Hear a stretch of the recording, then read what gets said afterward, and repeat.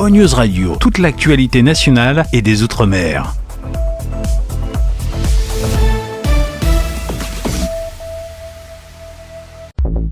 Mayotte, actualité. Pour l'édition du jour, nous parlerons du 4e tour d'eau, Issa Abdou frappé d'inéligibilité, Wambushu santé, et nous finirons avec cette méthode pour sauver le corail.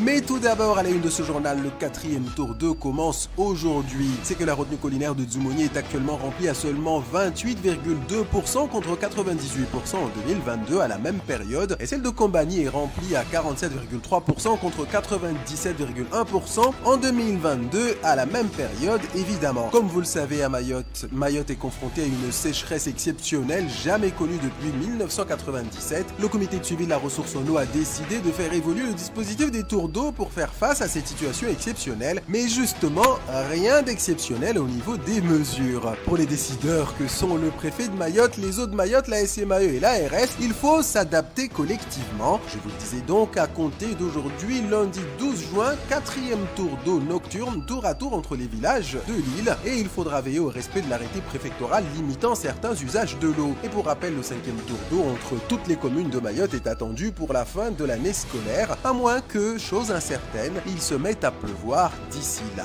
Et comme on dit chez nous, Jishtema, s'agissant de pluie, nous en venons maintenant à cette série d'inéligibilités comme s'il en pleuvait. Saisi par la Commission nationale des comptes de campagne et des financements politiques le 13 février 2023, le Conseil constitutionnel a rendu ce vendredi 9 juin 2023 4 décisions relatives à l'élection législative dans la 2e circonscription de Mayotte. Issa Abdou est déclaré inéligible pour une durée de 3 années, soit le maximum prévu par le code électoral. La commission a révélé qu'un certain nombre de dépenses d'un montant de 5 250 € n'ont pas été inscrits au compte de campagne, mais aussi que les recettes de candidat Issa Abdou révélaient un don émanant d'une personne morale pour un montant de 3 500 €, mais le nom de cette personne morale n'a pas été révélé. Et c'est sur ces motifs que le Conseil constitutionnel a déclaré que Issa Abdou est inéligible pour 3 années. La même sanction a été prononcée contre Ali Djaroudi, candidat LFI NUPES, pour n'avoir pas déposé de compte de campagne comme l'exige la loi, mais aussi Mohamed Abdou ainsi que Ali Madingazi.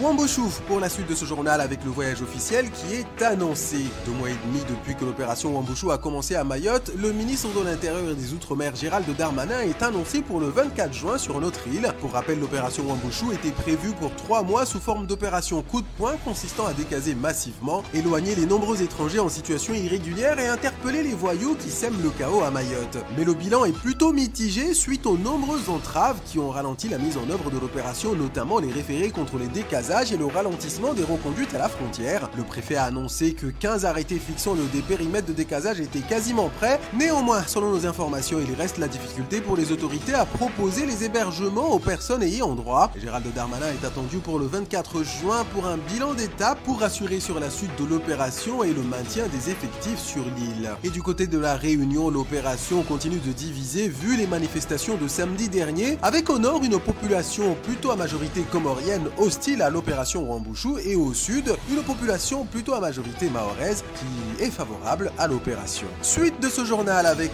ses précisions sur la tarification des soins au centre hospitalier de Mayotte. La prise en charge des patients non affiliés pose énormément de problèmes au centre hospitalier de Mayotte. De nombreux politiques de notre département réclament la mise en place de l'aide médicale d'État malgré le refus de Paris. Un arrêté de 2020 fixe pourtant les tarifs qui devraient être appliqués aux non-assurés sociaux se présentant à l'hôpital pour y recevoir des soins. Mais faute de régie, la tarification n'a jamais été mise en place. Ainsi, le tarif d'une consultation avec des médicaments prescrits est de 10 € en moyenne, 25 € quand la consultation est programmée. Une consultation spécialisée est tarifée 20 €. Le forfait urgence est à 30 €. Les hospitalisations en chirurgie ambulatoire devraient être facturées 514 € par jour aux malades et un accouchement devrait être facturé 588 €. Seule exception au principe de tarification, ce sont les personnes atteintes de maladies transmissibles, les mineurs ainsi que les soins destinés à préserver la santé de l'enfant à naître qui devraient être à la charge de l'État. A voir maintenant comment cette tarification pourrait être mise en œuvre s'agissant des populations sans ressources. Les portes du CHM seront-elles fermées ?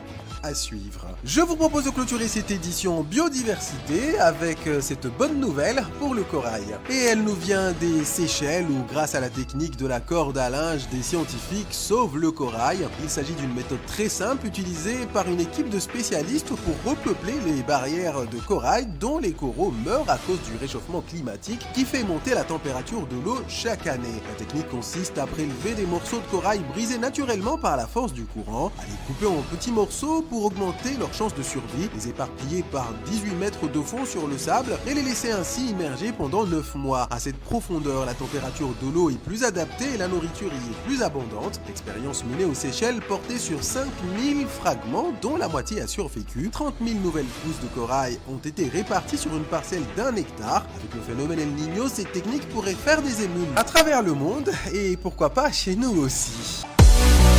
Toutes les musiques du monde et des régions d'outre-mer sont sur O News Radio.